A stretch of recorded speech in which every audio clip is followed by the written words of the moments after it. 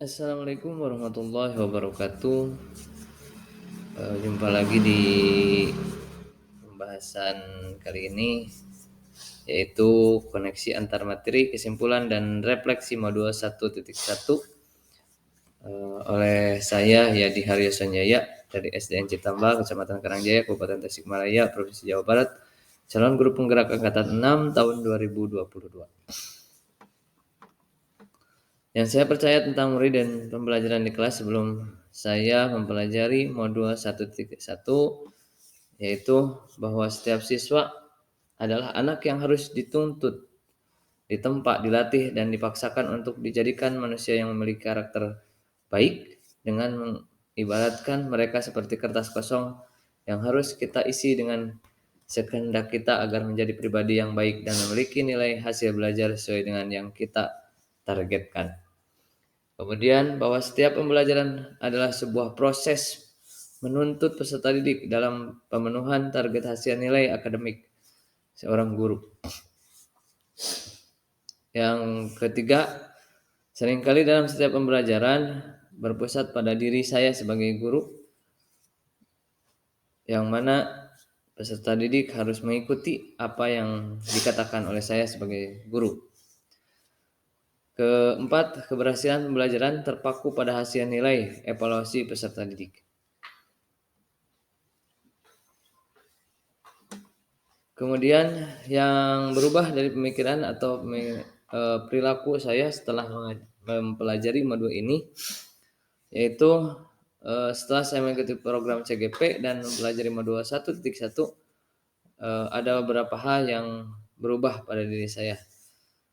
Di antaranya yaitu pemikiran tentang peserta didik yang tadinya saya percaya bahwa mereka itu bagaikan kertas polos tanpa goresan apapun, menjadikan pandangan saya terhadap mereka sebagai sumber acuan pembelajaran dengan pengembangan potensi yang dimilikinya. Karena pada dasarnya mereka itu atau peserta didik itu mempunyai potensi-potensi diri dengan background atau dengan latar belakang keadaan lokal dan keadaan zamannya atau kebiasaan-kebiasaan dari keluarga dan lingkungan yang ada di daerah tempat tinggalnya, yang mana itu merupakan acuan dasar dalam pengembangan potensi-potensi yang harus kita jadikan pengembangan pada diri mereka. Karena pada hakikatnya peserta didik itu bukan tidak memiliki goresan atau bukan hanya sekedar kertas kosong yang dimiliki oleh mereka, tapi mereka sebenarnya sudah ada goresan-goresan tipis yang perlu kita tebalkan, yang perlu kita bimbing, tuntun, bukan dituntut tapi harus dituntun ke arah yang lebih baik, ke arah dari pengembangan potensi atau karakteristik yang dimiliki oleh mereka. Yang kedua, perencanaan pembelajaran dirancang dengan memilih strategi dan model pembelajaran yang cocok dengan karakteristik peserta didik. Kalau sebelumnya saya memilih model dan strategi pembelajaran itu sesuai dengan kehendak dan keinginan saya dan tidak mengacu pada potensi-potensi dan karakteristik peserta didik. Setelah mempelajari modul ini, ternyata saya lebih menjadikan potensi dan karakteristik mereka sebagai acuan dalam memilih strategi dan model pembelajaran, sehingga peserta didik dapat aktif dalam belajar karena mereka senang belajar. Kenapa mereka senang? Karena sesuai dengan karakteristik dan potensi yang dimilikinya. Kemudian yang ketiga, pelaksanaan pembelajaran berpusat pada peserta didik. Setelah mempelajari modul ini, memang tadinya saya dalam melaksanakan pembelajaran di kelas itu kadang-kadang atau seringkali berpusat pada diri saya sebagai guru. Namun setelah mempelajari modul ini dan mempelajari pemikiran pendidikan KHD, saya berubah dalam merubah atau pembelajaran saya di kelas, yaitu menjadikan berpusat pada peserta didik. Yang keempat itu capaian hasil nilai tidak dijadikan standar pokok dan pencapaian pembelajaran.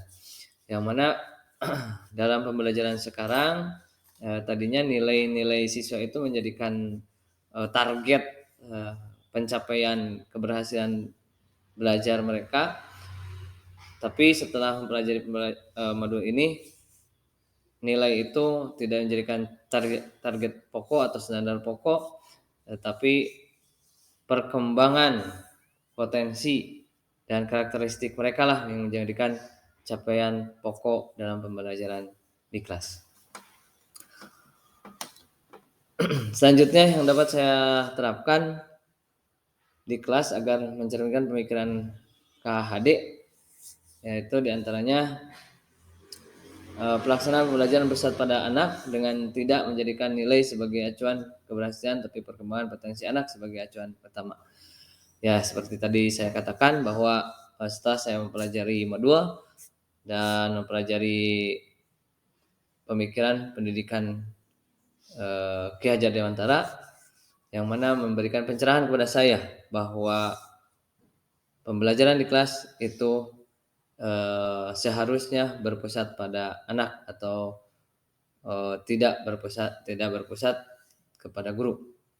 Dalam hal ini saya telah menerapkannya, mencoba di kelas, dan alhamdulillah telah berhasil.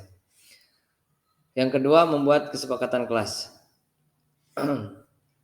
Setelah saya mempelajari modul, memang ada beberapa hal yang berubah, diantaranya yaitu yang tadinya aturan-aturan itu kaku dan sekarang dibuat fleksibel dengan membuat kesepakatan kelas, yang mana itu bisa disepakati atau disetujui oleh semua warga kelas ketika belajar di kelas. Yang ketiga, menggali potensi anak untuk merencanakan pembelajaran yang efektif dan sesuai dengan karakteristik peserta didik. Sebagaimana tadi dikatakan bahwa pembelajaran itu harus berpusat pada anak, yang mana pada pelaksanaannya itu harus dimulai atau diawali dengan menggali dulu potensi dan karakteristik peserta didik tersebut, agar kita dapat merencanakan dan memilih metode yang efektif dalam pembelajaran sesuai dengan karakteristik mereka. Itu yang disebut dengan berpusat pada anak. Yang keempat yaitu melaksanakan pembelajaran dengan model dan strategi yang dapat meningkatkan minat belajar peserta didik. Dalam pelaksanaannya juga saya mencoba merubah strategi dan model pembelajaran sesuai dengan karakteristik yang sudah digali sebelumnya. Demikian